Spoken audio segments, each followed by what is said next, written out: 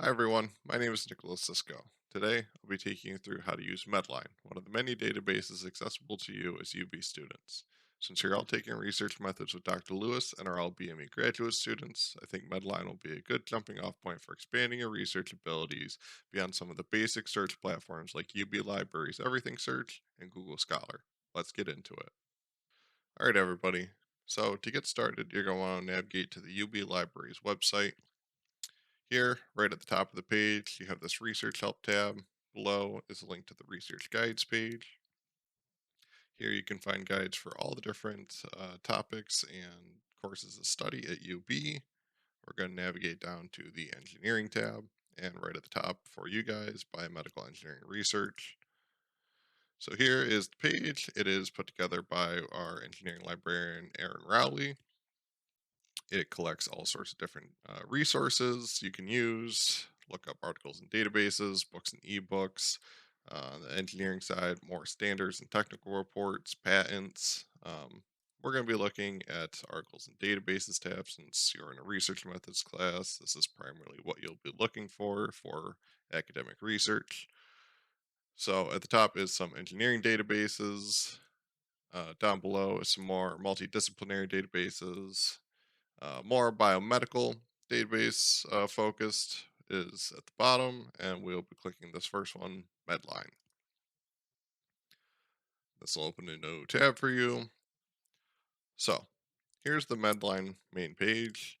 One of the reasons I picked this database is because it's hosted by EBSCOhost, which many of the databases you have access to are hosted by, and as such will have similar look and feel to what you're seeing here. So, not to get too into it, down here is some super advanced search criteria. We're not going to get to that right now. For now, we're just going to start up here. It's a pretty basic advanced search functionality. So, Dr. Lewis mentioned she does research in nanoparticles in the blood brain barrier. So,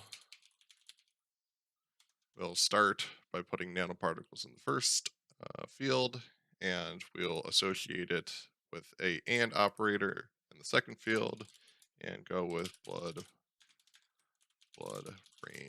barrier. A quick aside on Boolean operators, there are three basic ones: the AND, OR, and NOT operators. The AND operator will limit your search results by only including documents or resources that contain both of the terms indicated.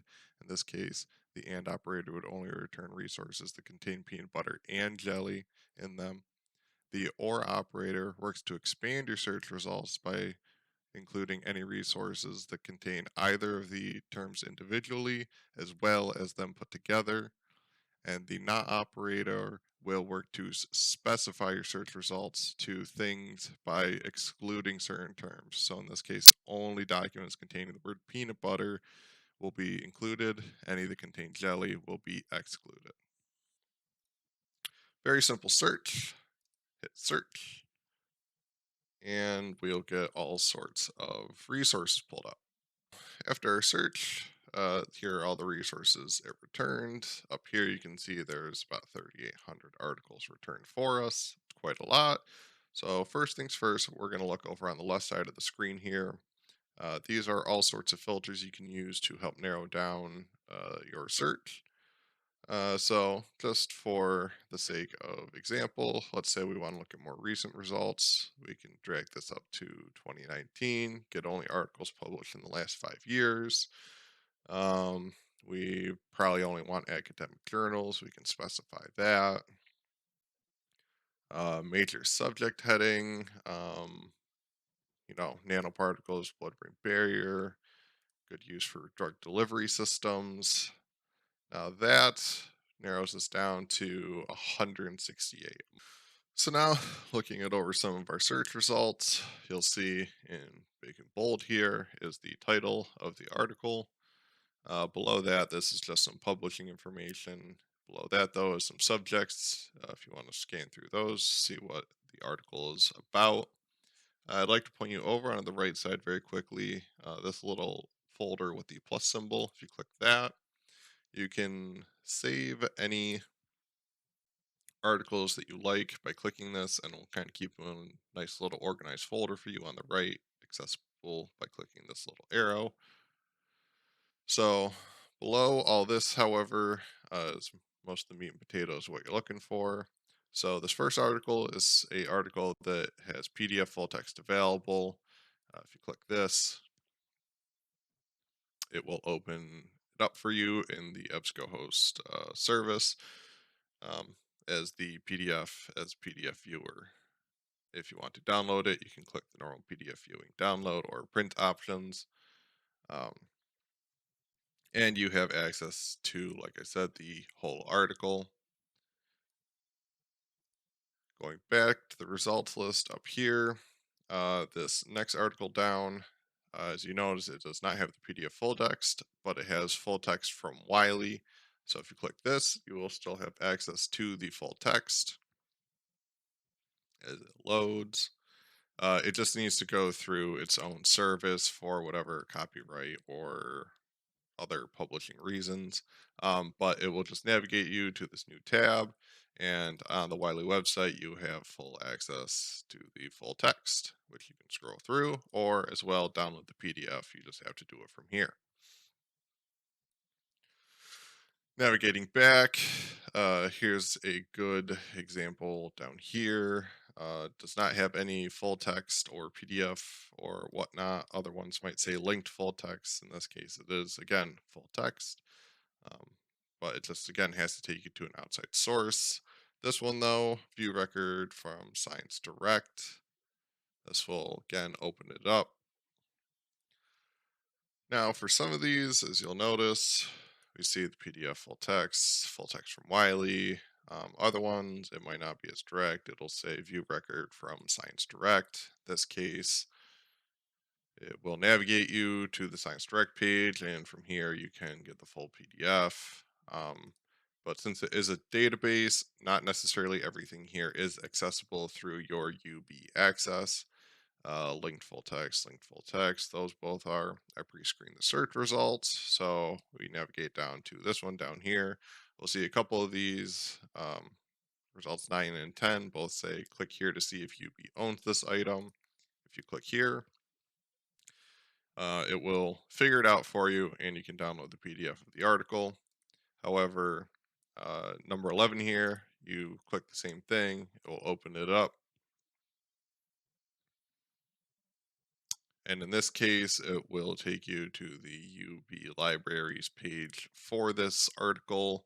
And as you can see, there is no access via UB libraries. So in this case, if you still want to read this article, you'll have to request it via Delivery Plus. This comes at no cost to you. It just takes a little work on our librarian side to get you access to this article. All right, back to the search results page. Let's actually click on one of these.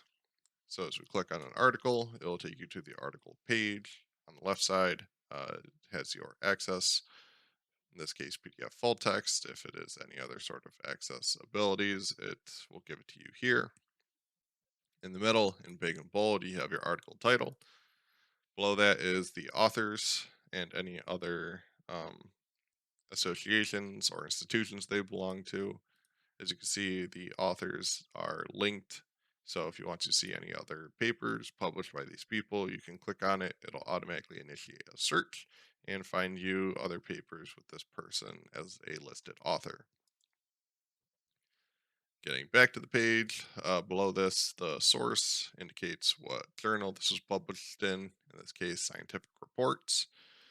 Below this, a little more mesh terms. This is a sort of subjects, tags, controlled vocabulary, whatever you want to call it, uncontrolled vocabulary, um, brief subjects of what is talked about in the article. Again, these are linked. If you click on them, it will initiate a search for other articles with similar things in them. And below that is the abstract, if that is needed for any of your studies. Below this is some really nitty gritty publishing information, nothing I reckon you guys will be needing. Over on the right, under this tools, Couple of the things handy to have. Again, you can add and remove things to an organized folder. That's part of the EBSCO host software. You can also access this folder up here in the top of the page. If you click on this, it will take you to this page, which is your folder. It has any articles you add to it organized by what type of resource they are on the left here. Back on the left, or back on the original article page, sorry about that. Another thing you'll likely be needing is the cite function. So if you click this, a new box appears. And if you scroll through this box, a whole bunch of citation styles. The citation for the article is listed in a whole bunch of different citation styles. What's nice is, librarians, we like to use APA. You can copy paste to here if you are manually managing your citations. It already has even the hanging indent, which is required of the format. Everything is already formatted properly, includes any DOI, links, whatever you need for it. However, a lot of people also use citation software, bibliographic management software, which you can access down here. If you click on this link, it'll bring up a whole list of the different citation software formats you can export as.